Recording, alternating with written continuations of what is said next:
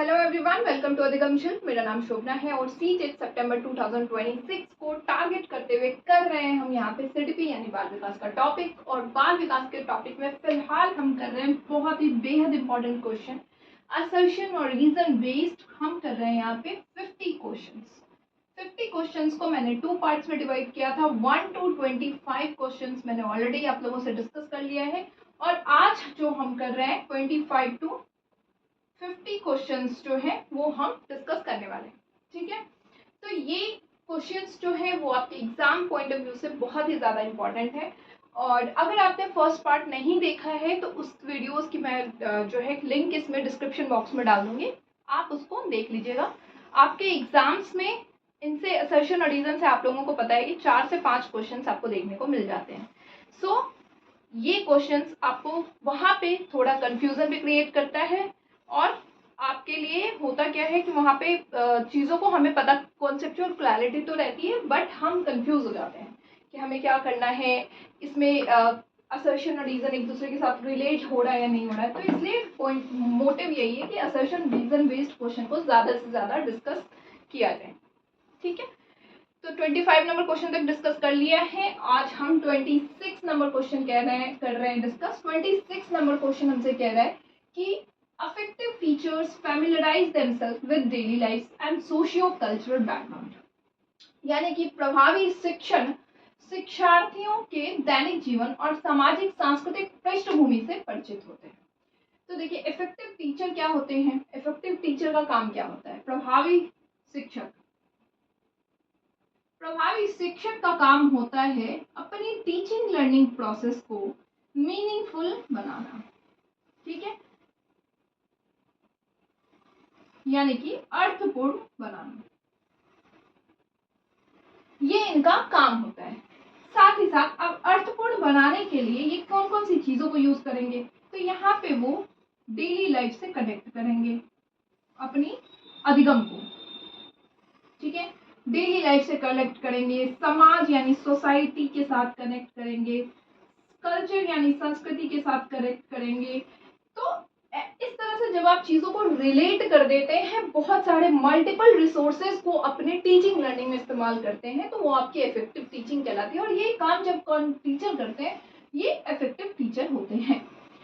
तो यही काम यहाँ पे कह रहा है कि प्रभावी शिक्षक जो होते हैं वो क्या कर रहे हैं, यहाँ पे चीज़ों को डेली लाइफ के साथ में कनेक्ट कर रहे हैं, सोसाइटी यानी समाज के साथ में कनेक्ट कर रहे हैं, सोशियो कल्चरल बैकग्राउंड समाज और संस्कृति, इन दोनों के साथ चीजों को कनेक्ट कर रहे हैं।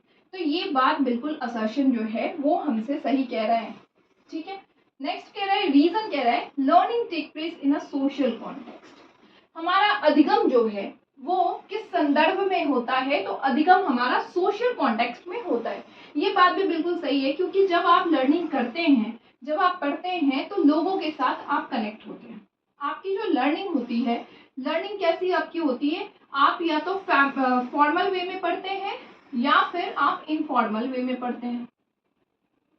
फॉर्मल वे में आप जाते हैं, स्कूल गए, कॉलेजेस गए, यूनिवर्सिटीज, ये वगैरह वगैरह। और इनफॉर्मल वे में आप कैसे पढ़ रहे हैं, अपने पेरेंट्स के साथ, अपने पीयर्स के साथ, अपने नेबर्स से सीखते हैं, अपनी रिलेटिव से सीखते हैं। तो ये चीज़ें हो कहाँ रही है, चाहे फॉर्मल हो या चाहे इनफॉर्मल, वो सोशल कॉन्टेक्स्ट में जब आप लोगों के साथ जुड़ते हैं तब आपकी मीनिंगफुल लर्निंग हो रही है। तो ये बात भी बिल्कुल सही है। और इसीलिए इफेक्टिव टीचर क्या करते हैं कि आपके समाज और संस्कृति के साथ और डेली लाइफ के साथ लर्निंग को जोड़ देते हैं, यानी दोनों तो सही है और दोनों एक दूसरे को वेल एक्सप्लेन भी कर रहा है। थर्ड नंबर ऑप्शन जो है, दोनों सत्य है और एक ही व्याख्या कर रहा है। ठीक है, तो ये आपका होता है। नेक्स्ट है हमारा 27 नंबर क्वेश्चन। 27 नंबर क्वेश्चन हमसे कह रहा है कि teacher should encourage boys of our class to participate in sports or while girls to participate in art decoration। यानी शिक्षक को अपनी कक्षा के लड़कों को कार्य सौंपते समय खेल में प्रोत्साहित करने के लिए, लड़कों को खेल में भाग लेने के लिए प्रोत्साहित करनी चाहिए, बल्कि और लड़कियों को सजावट में। तो यहाँ पे आपने क्या किया, लेवल कर दिया है। बीइंग अ टीचर, यहाँ पे आपने लेवलिंग कर दी। यहाँ पे आपने बॉयज को बोला कि भाई तुम्हारा काम जो है, तुम खेल में आगे बढ़ो, और लड़की को बोला तुम डेकोरेशन, आर्ट्स एंड क्राफ्ट इनमें करा, तो क्या बीइंग अ टीचर आप सेग्रीगेट लेवलिंग का काम करते हैं? कतई नहीं, आपको लेवलिंग नहीं करना है, क्योंकि जब आप बॉयज और गर्ल्स को लेवल करते हैं तो वो आपका जेंडर रोल्स को बढ़ावा दे रहे हैं, स्टीरियोटाइप यानी रूढ़िवादिता को बढ़ावा दे रहे हैं, और क्या कह सकते हैं, बायसनेस। ठीक है, इन चीजों को आपको बीइंग अ टीचर तो बिल्कुल भी नहीं करना है। आपको इनकी जगह क्या लेके आनी है, जेंडर इक्विटी, समानता। आपको ऐसे एग्जाम्पल सेट करने होंगे जो रूढ़िवादिता को ब्रेक डाउन करे, स्टीरियोटाइप्स बिलीव्स जो होती हैं उनको खत्म कर दी। तो ये चीजों को आपको करना है, तो ये काम तो आपका है ही नहीं बीइंग अ टीचर।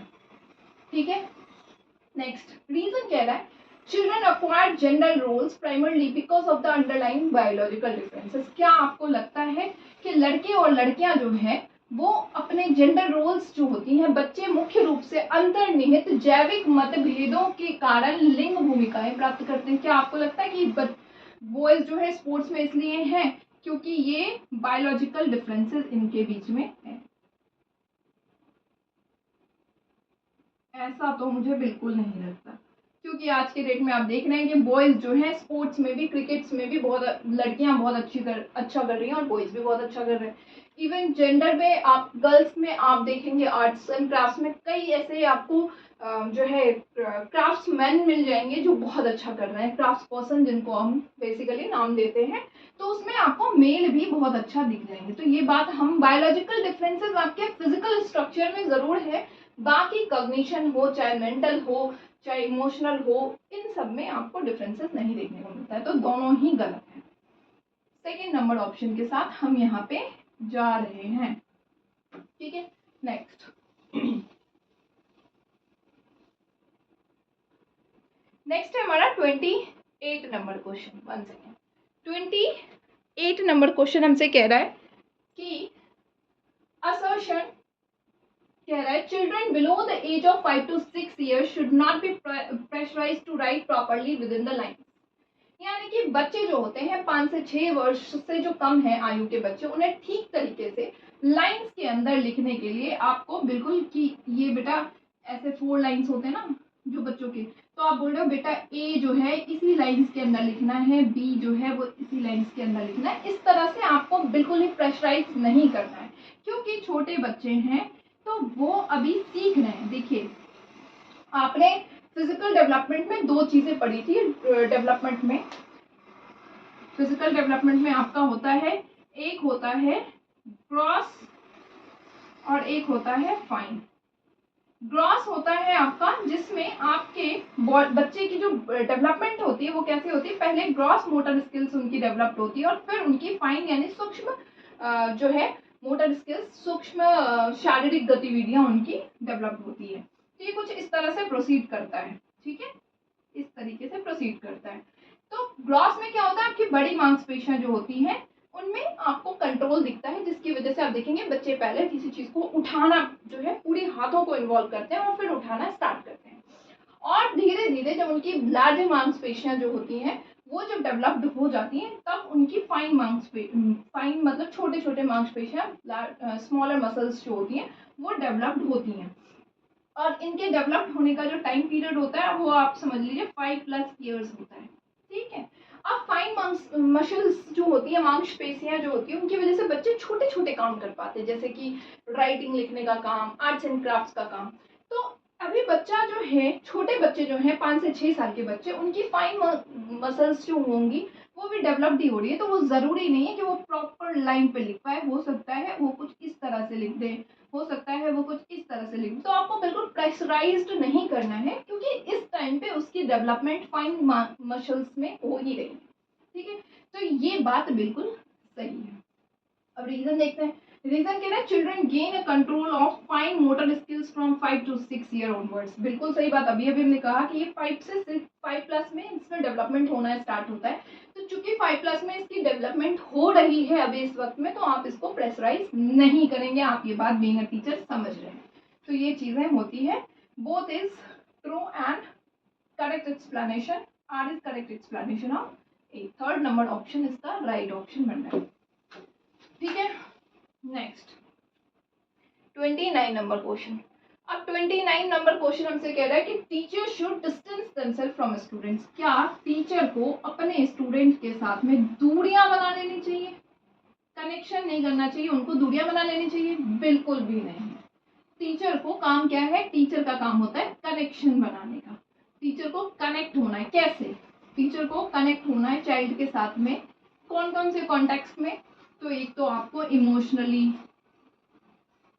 ठीक है, एक आपको टीचर के बच्चे के साथ कामली, बहुत पोलाइटली, पोलाइटली कनेक्ट होना है, सो दैट कि वो जो है आपके साथ में, मतलब हर एक पहलू पे आपको फ्रेंडली रहना है बच्चे के साथ में, ताकि बच्चा आपके साथ हर एक चीज़ों पे बात कर पाए, अपनी प्रॉब्लम्स बता पाए, अपने डाउट्स को क्लियर कर पाए।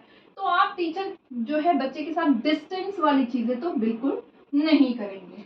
यानी शिक्षक को खुद छात्रों से दूरी कर लेनी चाहिए और केवल उन पर सीखने की प्राथमिक जिम्मेदारी डालनी चाहिए। आपने दूरी बना ली और बोला तुमको जो समझ आ रहा है तुम सीखो, हम तुमसे जो है मुझसे मत पूछने के लिए आना, बिल्कुल नहीं। आपको बोलना है कि सीखो और साथ में आपको स्कैफोल्डिंग यानी आलम्बन देना है, प्रदान करना है, हिंट एंड क्लूज देने हैं बच्चों को, सो दैट कि बच्चा जो है चीज़ों को और बढ़िया लर्निंग कर पाए, उसको चीज़ों के साथ जोड़ते रहना है। तो ये ऑप्शन तो एलिमिनेटेड असर्शन हमारा हो गया।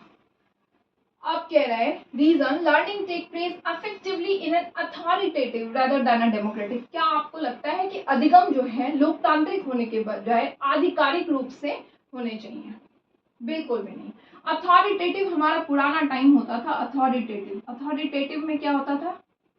अथॉरिटेटिव में होता था कि टीचर यहाँ पे एक्टिव होते थे, ठीक है, और स्टूडेंट यहाँ पे पैसिव होते थे। टीचर का काम होता था डिसाइड करना कि क्या पढ़ाना है, कितना पढ़ाना है। बीइंग बच्चे वो चीज को सीखते थे, और जब तक टीचर उनको अलाउ नहीं करते थे वो आगे कुछ क्वेश्चंस वगैरह नहीं पूछ पाते थे। इसमें क्या होता था, बच्चों के लिए बोर्डम हो जाता था। बच्चे जो है लेक्चर मेथड के थ्रू सुन रहे, तो ये बोर्डम हो गया। अब हमने क्या किया, टीचिंग स्ट्रेटजीज को अथॉरिटेटिव से शिफ्ट कर दिया है डेमोक्रेटिक में।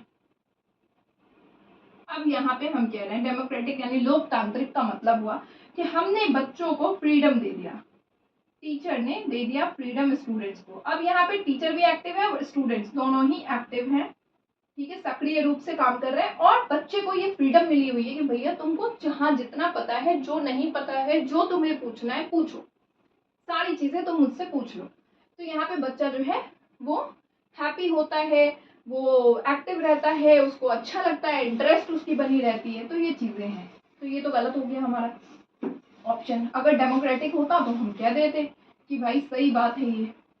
तो यानी बोथ आर फॉल्स। ठीक है, सेकंड नंबर ऑप्शन इसका राइट ऑप्शन बन रहा है। चलिए next 30 number question. 30th number question कह रहा है scaffolding provided by the teachers hinders the learning process of children. क्या शिक्षकों द्वारा प्रदान की जाने वाली मचान यानी आलम्बन बच्चों की अधिगम प्रक्रिया में बाधा बनती है? क्या आपके बच्चे ने ए सीख लिया, बी सीख लिया, सी सीख लिया, डी सीख लिया, तो आप उसको एटी एट सिखा रहे हैं, आप उसको बी एटी बैट सिखा रहे हैं, सी एटी कैट सिखा रहे हैं, ये आप जो है स्कैफोल्डिंग का काम कर रहे हैं। ये आपके लिए, आपको लगता है कि आपके बच्चे के लिए ये रुकावट पैदा कर रहा है? इससे तो बच्चा और बेहतर, पहले इसको लेटर्स पता था, अब उसको 2+3 लेटर्स फॉर्मेशन पता चल रहा है, यानी उसकी लर्निंग तो इम्प्रूव हो रही है, इनहेंस हो रही है। तो ये तो हिंडर नहीं बन रहा बल्कि इनहेंसमेंट का काम जरूर कर रहा है।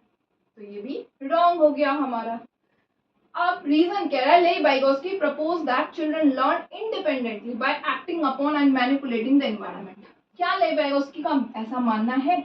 वाइगोस्की का मानना है कि प्रस्तावित किया गया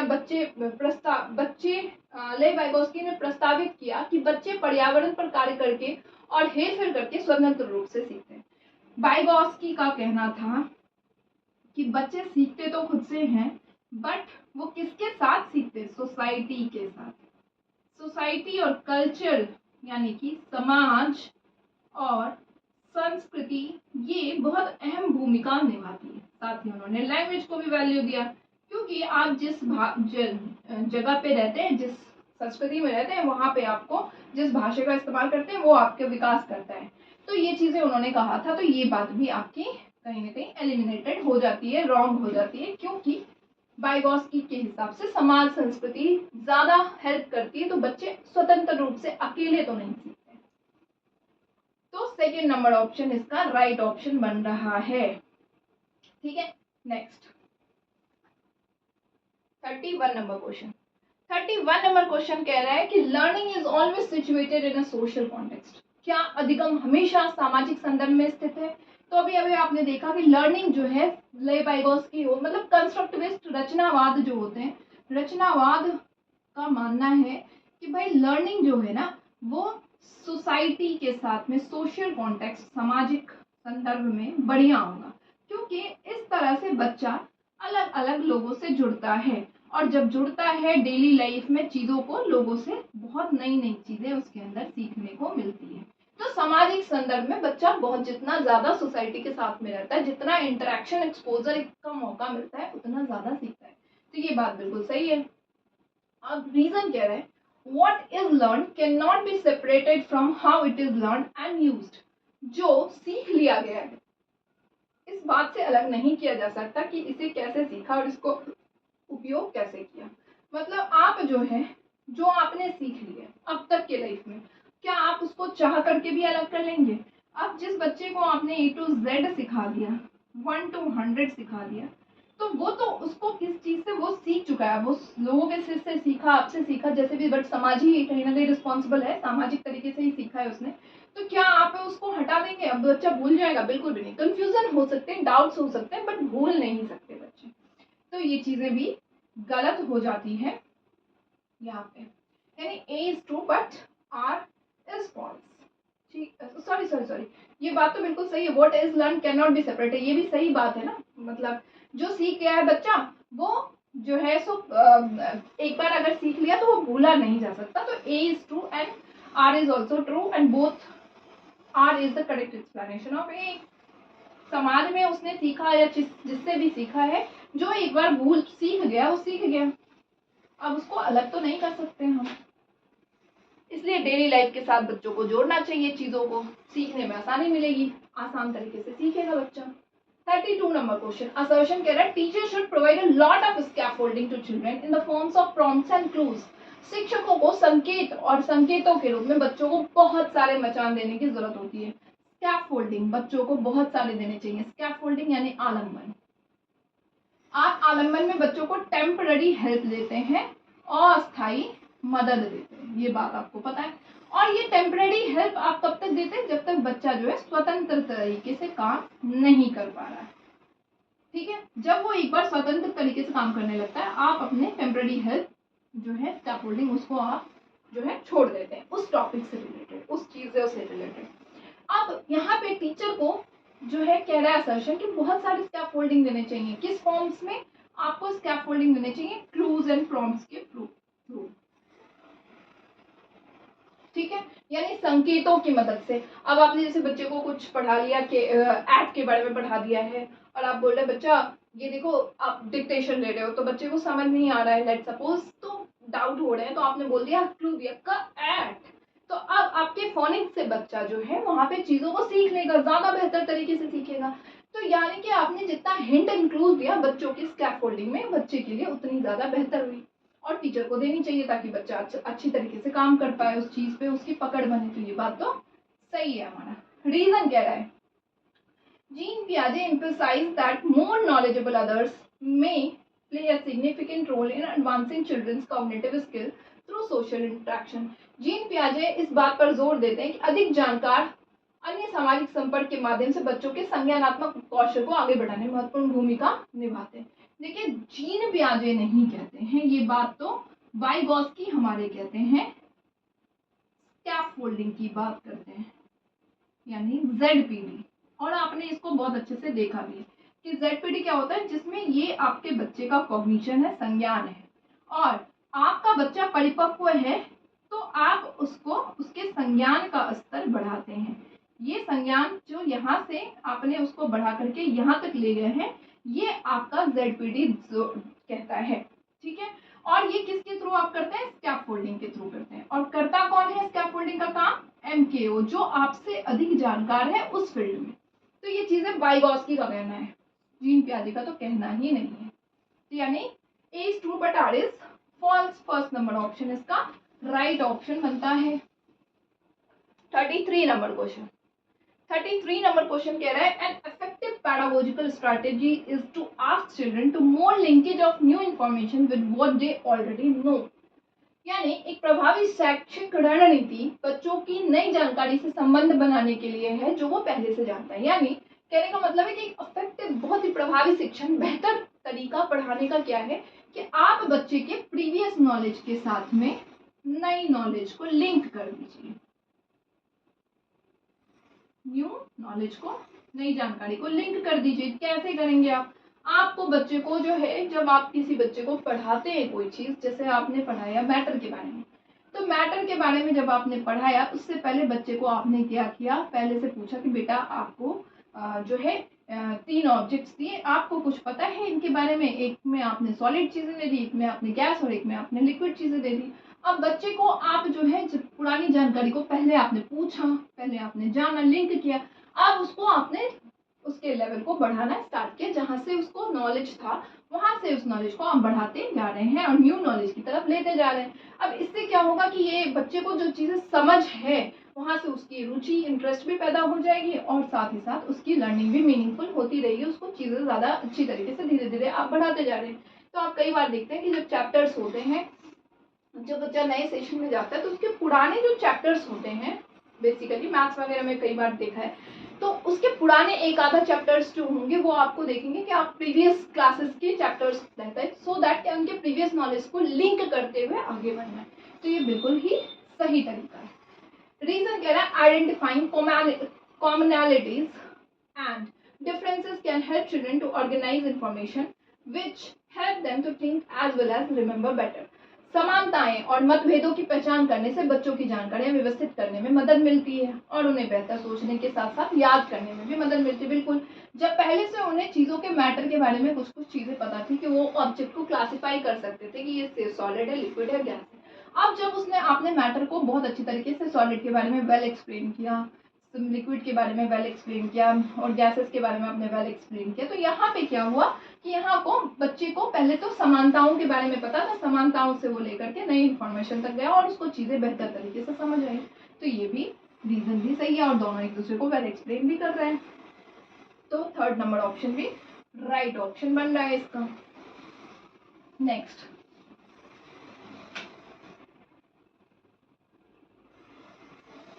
34 नंबर क्वेश्चन। 34 नंबर क्वेश्चन हमसे कह रहा है creativity needs to be nurtured by presenting practical problem and issues to children for contemplation and reflection. चिंतन और चिंतन के लिए बच्चों के सामने व्यवहारिक समस्याएं और मददों को प्रस्तुत करके रचनात्मकता को पोषण करने की आवश्यकता होती है। यानी रचनात्मकता की बात हो रही है, बच्चे के अंदर क्रिएटिविटी को देखना है या बच्चे के अंदर क्रिएटिविटी को इनहेंस करना है। तो आप यहाँ पे पता है आपको क्रिएटिविटी क्या होता है। सबसे पहले यहाँ पे बच्चे के लिए ओपन एंडेड क्वेश्चंस होते हैं, ओपन एंडेड थिंकिंग होती है, बच्चे की खुले विचार वाली सोच होती है, चाहे किसी चीज को लेकर के हो जाए। यहाँ बच्चा अपनी पॉइंट ऑफ व्यू, अपना थॉट जो है लेके आएगा और आप उसको फ्रीडम देते हैं, आजादी देते हैं, ठीक है, अपने विचारों को सोचने के लिए, समझने के लिए। तो ये चीजें हैं। यहाँ पे कह रहे हैं कि रचनात्मकता जो है उसको आप कैसे करेंगे, डेली लाइफ के साथ में, प्रैक्टिकल चीजों के साथ में आप उसको जो है रिलेट कर देंगे और इससे उसको पोषण मिलेगा। बिल्कुल सही बात है ये कि बच्चे के, किसी भी बच्चे की क्रिएटिविटी आपको चेक करनी तो आप उसको क्या करते हैं, जैसे क्वेश्चन ही दिया आपने कोई कि आप अपने देश को कैसे बचाओगे, तो अब बच्चा अपने अपने थॉट्स, अपनी अपनी फ्रीडम, अपनी अपनी थिंकिंग लेके आएगा, अपनी स्ट्रैटेजी लेके आएगा। यही चीजें तो क्रिएटिविटी है। बच्चे की क्रिएटिविटी आप देख रहे हैं, सोच को समझ रहे हैं और इससे प्रैक्टिकल प्रॉब्लम्स और इश्यूज जब आप देते हैं तो वो बेहतर होता है, बच्चा अपना थॉट लेके आता है। अब रीजन कह रहा है creativity children have the ability to discover something. बच्चे जो ऐसे बच्चे होते हैं, क्रिएटिव बच्चे होते हैं, ऐसे में खोजने की क्षमता ज्यादा होती है। That is noble and need intellectual stimulation. उनके में जो खोजने की क्षमता ज्यादा होती है और वो जो है बौद्धिक उत्तेजना की उनकी आवश्यकता होती है। अब क्रिएटिव बच्चों में आप देखेंगे कि डिस्कवर चीज़ों को नई तरीके से सोचने की क्षमता होती है, नई नई थिंकिंग, नई नई सोच वो लेके आएगा, तो उससे बेहतर आपको देखने को मिलेगा। तो ये रीज़न भी बिल्कुल ही सही है और दोनों वेल, ये ए जो है, आर जो है वो वेल एक्सप्लेन कर भी रहा है। थर्ड नंबर ऑप्शन के साथ हम यहाँ पे जाएंगे। ठीक है, next 35 number question. 35 number question कह रहा है at any as of the teacher should focus on what the child can not do rather than what they can do with the help of support. यानी किसी भी उम्र में शिक्षक को इस बात पर ध्यान देनी चाहिए कि बच्चा क्या नहीं कर सकता, बचाए इसके कि बच्चा बजाय इसके कि वे मदद या समर्थन से क्या कर सकते हैं। अगर आपके बच्चा सेकेंड स्टैंडर्ड में है तो वो 8th स्टैंडर्ड का क्वेश्चन तो बिल्कुल भी नहीं कर सकता। तो बीइंग अ टीचर, अब बच्चे के आप कॉग्निटिव मैच्योरिटी, परिपक्वता को जानते हैं, तो आप क्या कोशिश करेंगे, बच्चा 5th का सवाल क्यों नहीं कर रहा, बच्चा 6th का सवाल क्यों नहीं कर रहा, 8th का सवाल क्यों नहीं करना, ये बिल्कुल भी नहीं। आप बच्चे के जो कॉग्निटिव दायरा, ZPT कहता है कि बच्चा परिपक्व अगर है तो उसके संज्ञान को बढ़ाइए। अगर परिपक्व नहीं है ना, ये ZPT का बाहर का दायरा होता है, अगर परिपक्व नहीं है तो आपको यहाँ तक ले जाने की जरूरत ही नहीं है। ZPT दायरे से बाहर है, बच्चा परिपक्व नहीं है, बच्चा नहीं कर पाएगा, आप कितना भी समझा लीजिए, कितने भी प्रॉम्प्ट्स दे दीजिए, क्लूज दे दीजिए, आलम्बन दे दीजिए, बच्चा नहीं कर पाएगा।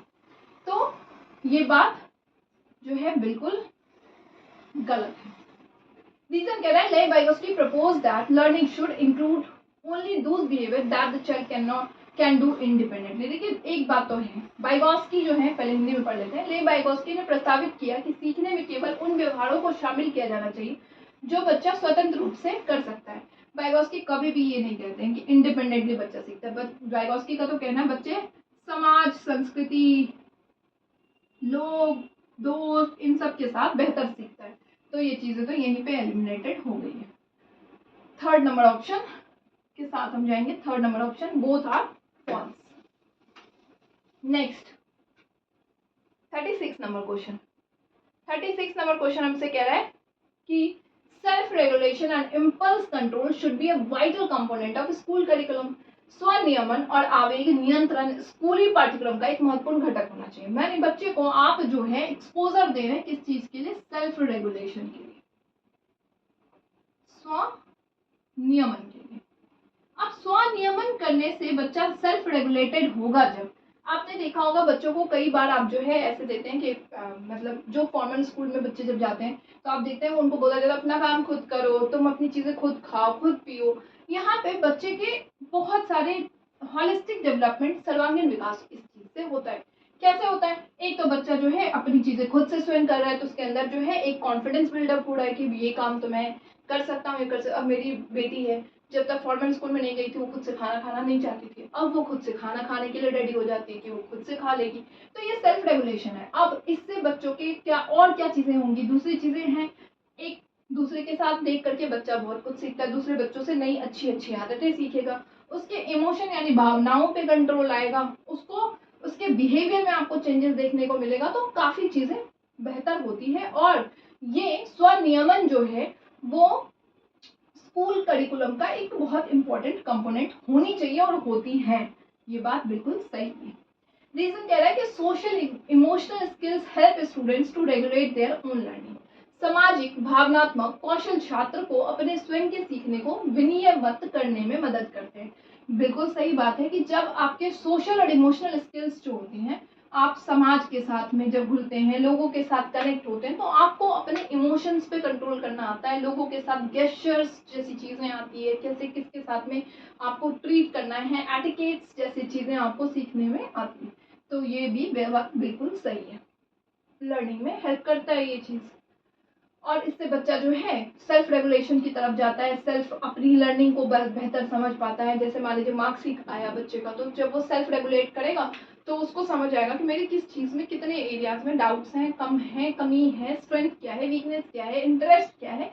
ये बहुत ही अच्छी चीज़ है। यानी फर्स्ट नंबर ऑप्शन इसका राइट ऑप्शन बन रहा है। 37 नंबर क्वेश्चन। 37 नंबर क्वेश्चन कह रहा है assertion to ensure assessment for learning, teacher-made tasks should be included for providing feedback to support students' learning rather than the use of standardized outcome performance. अधिगम के लिए मूल्यांकन सुनिश्चित करने के लिए मानकीकृत परिणाम प्रदर्शन के उपयोग के बजाय छात्र अधिगम का समर्थन करने के लिए प्रतिक्रिया प्रदान करने के लिए शिक्षक द्वारा बनाए गए कार्यों को शामिल किया जाना चाहिए। तो ये बात आपको पता है। एक होता है असेसमेंट फॉर लर्निंग, ठीक है, एक होता है असेसमेंट ऑफ लर्निंग। क्या है फर्क दोनों में? असेसमेंट फॉर लर्निंग होता है आपका जो आपके सेशंस के दौरान चलता है, ड्यूरिंग सेशन, ठीक है।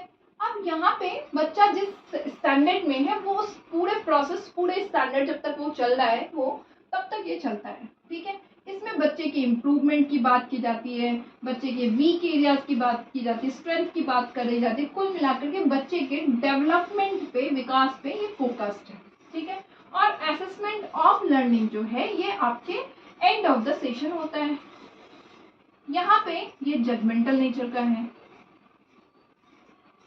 प्रतिक्रिया देता है, आपको फीडबैक देता है। किस फॉर्म में आपको देता है? ये पास, फेल, परसेंटेज, मार्क्स, ग्रेड वगैरह वगैरह जैसी चीजें ये लाके आपको देता है।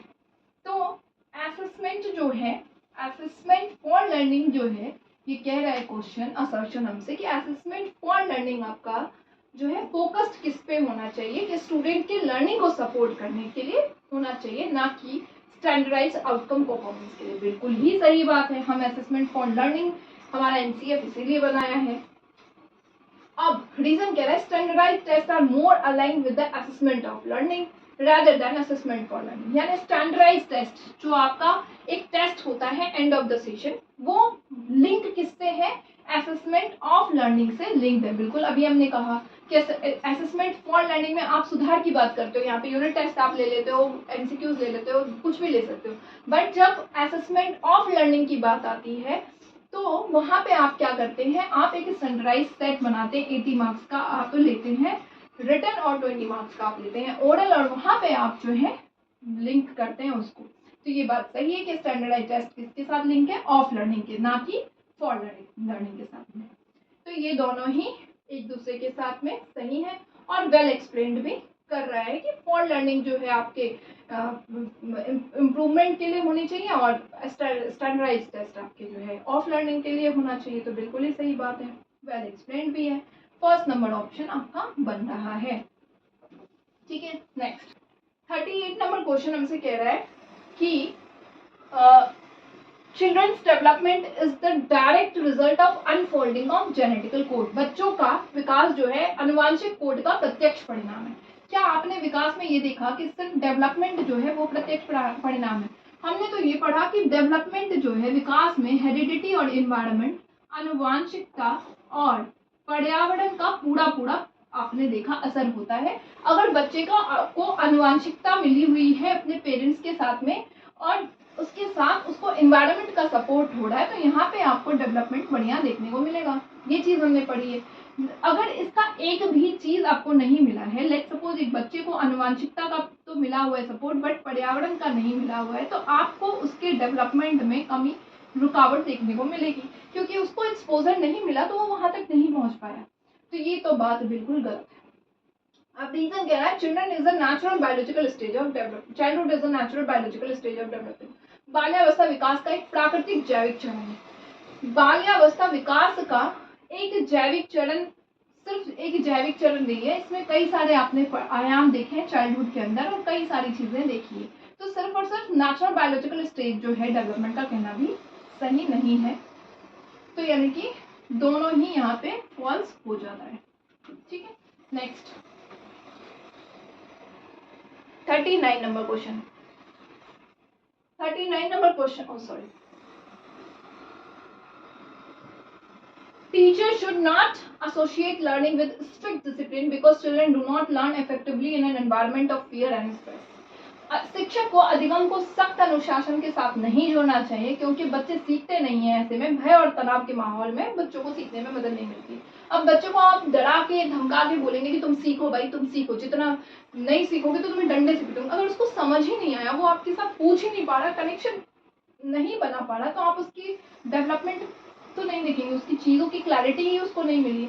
तो आप जो है इस तरह की चीज़ें नहीं कर सकते हैं, ये बात बिल्कुल सही है। स्ट्रेस, फियर और स्ट्रेस का माहौल आपको नहीं देना है, बल्कि आपको बच्चों के साथ फ्रेंडली इन्वायरमेंट रखना है, फ्रीडम देनी है, बोलने की आज़ादी होनी चाहिए, सोचने की आज़ादी होनी चाहिए, सीखने की आज़ादी होनी चाहिए। तो ये बात सही है, स्ट्रिक्ट डिसिप्लिन एनवायरनमेंट नहीं देते हैं।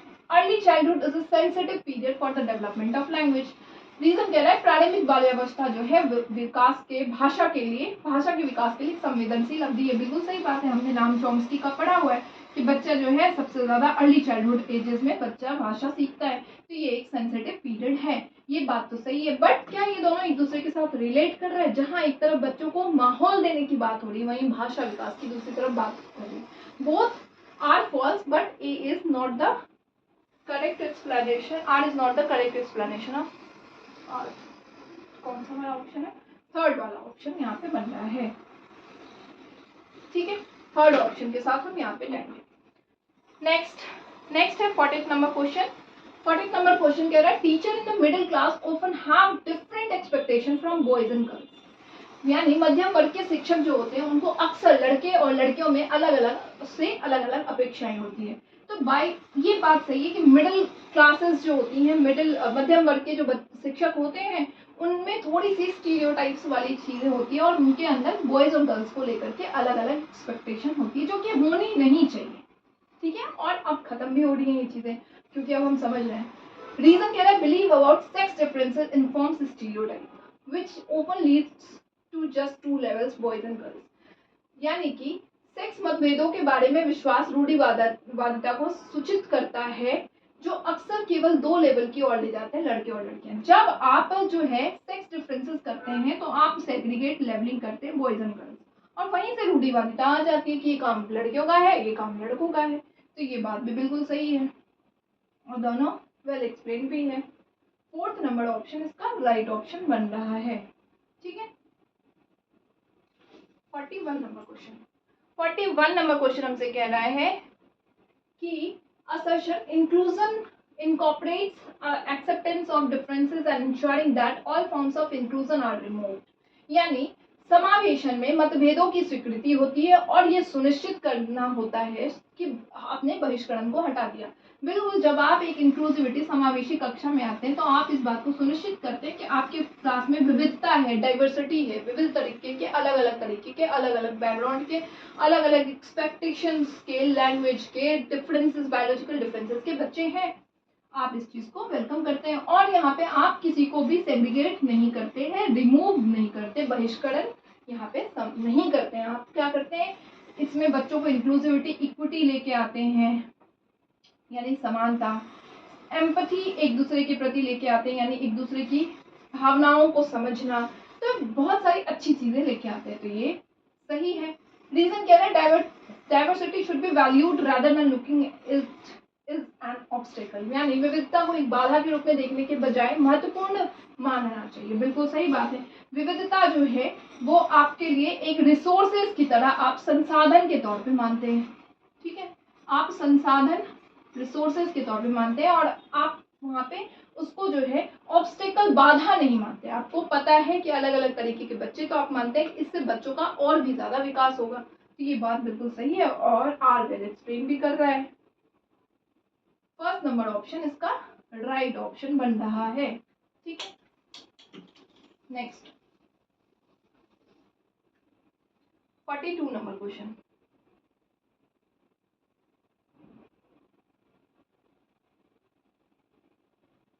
नेक्स्ट क्वेश्चन हमसे कह रहा है कि effective teaching involves presenting information to students in an organized manner and provide opportunity for discussion। यानी प्रभावी शिक्षक में छात्रों को संगठित तरीके से जानकारी प्रस्तुत करने के लिए शामिल करना चाहिए और चर्चा के बहुत सारे अवसर प्रदान करने चाहिए। आपने अभी भी सबसे पहला क्वेश्चन शायद हमने इफेक्टिव टीचिंग पे किया था। प्रभावी शिक्षण कहता है कि आप बच्चों को समाज के साथ जोड़िए, डेली लाइफ के साथ जोड़िए, बच्चों को कनेक्ट करिए, बच्चों को जो है मीनिंगफुल लर्निंग की तरफ ले जाइए। और मीनिंगफुल लर्निंग कब होगा, जब बच्चा प्रैक्टिकल वर्ल्ड में जाएगा, ठीक है। लोगों के साथ कनेक्ट होएगा, लोगों की प्रॉब्लम्स को, लोगों की चीज़ों को समझेगा, एक्सपोजर उसको मिलेगा, एक्सपीरियंसेस से सीखेगा। और ये सारी चीज़ें तभी संभव है जब आप इंफॉर्मेशन को ऑर्गेनाइज्ड मैनर में प्रेजेंट कर रहे हैं और बच्चों को एक दूसरे के साथ में कोऑपरेट करने का, कोऑपरेशन का भावना देते हैं, लोगों के साथ मिल करके चीज़ों को सीखने का भावना देते हैं, यानी चर्चा का अवसर आप प्रदान करते हैं। तो ये बात भी सही है। रीजन क्या है कि learning is primarily the process of memorisation and reproduction of information, यानी अधिगम मुख्य रूप से याद करने को और पुनरुत्पादन की एक प्रक्रिया है। आप कभी भी इफेक्टिव लर्निंग ये नहीं कहता आपको कि आप रट लो चीज़ों को, वो इफेक्टिव लर्निंग मीनिंगफुल लर्निंग की तरफ ले रहा है कि समझो आप, और समझोगे कैसे, जब आप रियल वर्ल्ड के साथ कनेक्ट होगे, जब आप प्रैक्टिकली चीज़ों को करोगे। तो यानी ए तो सही है, बट आर जो है वो असत्य है। फर्स्ट नंबर ऑप्शन इसका राइट ऑप्शन बनता है।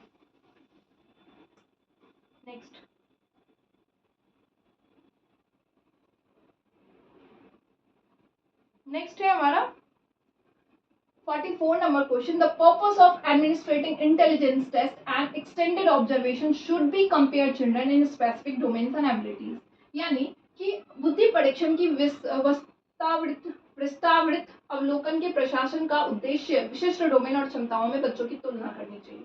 यानी आपका आईक्यू जो है, इंटेलिजेंस टेस्ट जो है, वो तो आपको आपके एक पॉइंट ऑफ व्यू को लेके आता है, और हम कहते भी कि इंटेलिजेंस टेस्ट जो है वो सिर्फ और सिर्फ बच्चों के बाकी चीज़ों को मौका नहीं दे रहा है।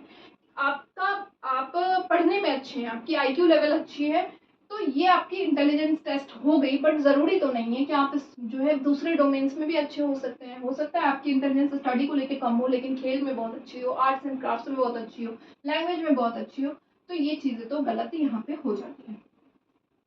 अब कह रहे हैं reason intelligence is an innate ability and can not be nurtured. बुद्धि जो है जन्मजाति क्षमता, उसका पोषण नहीं किया सकता। बिल्कुल, इंटेलिजेंस जो है उसको आप माहौल के साथ नर्चर कर सकते हैं, सिर्फ और सिर्फ इनेट ही नहीं है। अगर बच्चा को माहौल मिला तो हो सकता है उसकी रुचि उस फील्ड में किसी और फील्ड में ज़्यादा बढ़िया हो, तो ये बात भी गलत हो जाता है। बोथ जो है यहाँ पे फॉल्स हो रहा है। Third number option right option इसका बन रहा है। 45 नंबर क्वेश्चन। 45 नंबर क्वेश्चन हमसे कह रहा है कि all girls are hard working and sincere while boys are intelligent and dominating. आपने फिर से कहा कि बॉयज जो है वो इंटेलिजेंट तो है बट डोमिनेटिंग है, और गर्ल्स के बारे में आपने एक सोच रख दी है कि हार्ड वर्किंग है और सिंसियर है। तो यानी कि आपने क्या किया, लेवल कर दिया फिर से, यानी आप लेके आ रहे हैं रूढ़िवादिता, स्टीरियोटाइप, बायसनेस, ठीक है, जेंडर रोल्स को आप बढ़ावा दे रहे हैं। और क्या ये चीज़ें सही है? बिल्कुल भी नहीं, ये चीज़ें तो गलत है, यानी कि ये बात हम नहीं मानते भाई। और कह रहे हैं two distinct biological brains produce all differences in physical and cognitive skill as well as personality and temperament in boys and girls. यानी विशिष्ट जैविक मस्तिष्क शारीरिक और संज्ञानात्मक कौशल के साथ साथ लड़की और लड़कों में व्यक्तित्व और स्वभाव में भी अंतर पैदा करते हैं। बिल्कुल भी नहीं, लेकिन बायोलॉजिकल डिफरेंसेस की वजह से आपके फिजिकल स्ट्रक्चर में बॉयज एंड गर्ल्स में डिफरेंसेस हैं, बट संज्ञानात्मक हो, इमोशनल हो, या कोई और पहलू पे आप नहीं इसको कह सकते हैं, क्योंकि बाकी सारी चीज़ों में सेम है दोनों। तो ए तो सही है, आर जो है फॉल्स है। सेकेंड नंबर ऑप्शन जो है इसका राइट ऑप्शन बन रहा है। नेक्स्ट है 46 नंबर क्वेश्चन। 46 नंबर क्वेश्चन कह रहा है students with poor writing abilities are often stereotyped by their teacher as intellectually disabled. खराब लेखन क्षमता वाले छात्रों को अक्सर उनके शिक्षकों द्वारा बौद्धिक रूप से अक्षम रूप में रूढ़िबद्ध किया जाता है। यानी आपने किसी बच्चे की राइटिंग बहुत बेकार है, तो टीचर ने कहा कि भाई ये पढ़ने में अच्छा नहीं है। और ये चीज़ें जनरली होती है, किसी की राइटिंग को देख करके हम स्टीरियोटाइप वाली थिंकिंग लेके आ जाते हैं कि बच्चा जो है पढ़ने में अच्छा नहीं है, ऐसा होता है। तो सही है। रीजन कह रहे हैं teacher tend to have implicit biasness and bold assumption about students learning behaviour that can affect students growth. शिक्षकों में निहित पूर्वाग्रह होता है और छात्रों के सीखने के व्यवहार के बारे में धारणाएं होती है जो छात्रों के विकास को प्रभावित करता है। अब आपने बच्चे को बोल दिया राइटिंग के तुम पढ़ने में अच्छे नहीं, तुम तो बेकार हो, तो बच्चे के अंदर जो है कॉन्फिडेंस की कमी आएगी, उसकी जो डेवलपमेंट है चीज़ों को लेकर के वो भी आपको डाउन देखने को मिलेगा, क्योंकि टीचर जो है बहुत इंपॉर्टेंट रोल प्ले करते हैं। इसीलिए कहा जाता है टीचर को मोटिवेट करना है, प्रोत्साहित करना है हर एक पहलुओं पे बच्चों को। क्योंकि टीचर जो अगर बायसनेस लेकर के आ जाएंगे किसी चीज़ की तरफ तो स्टूडेंट्स की ग्रोथ और लर्निंग बिहेवियर पे अफेक्टेड होगा। तो ये बात सही है और वेल एक्सप्लेन्ड भी है, ऐसा नहीं करना चाहिए। ठीक है, ऑप्शन में देखते हैं कौन सा है। 4th नंबर ऑप्शन इसका राइट ऑप्शन बन रहा है। ठीक है, next 47 number question. Teachers should encourage children to focus on questions such as what is my learning goal and what I need to do go there. शिक्षकों को बच्चों के प्रश्नों पर ध्यान केंद्रित करने के लिए प्रोत्साहित करना चाहिए कि मेरे सीखने का लक्ष्य क्या है और वहां तक पहुंचने के लिए मुझे क्या करने की आवश्यकता है। कई बार टीचर को इन चीजों की तरफ बढ़ावा देना चाहिए कि बच्चे ये बात समझ पाए कि उनका लर्निंग गोल क्या है।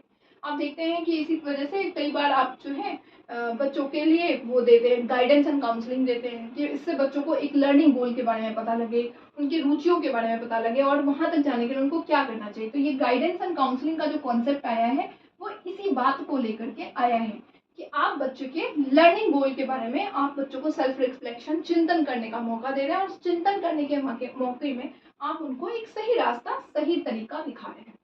ये बात सही है। आप कह रहे हैं कि when students understand how to self access their work performance, they can use their understanding to help themselves learn and progress.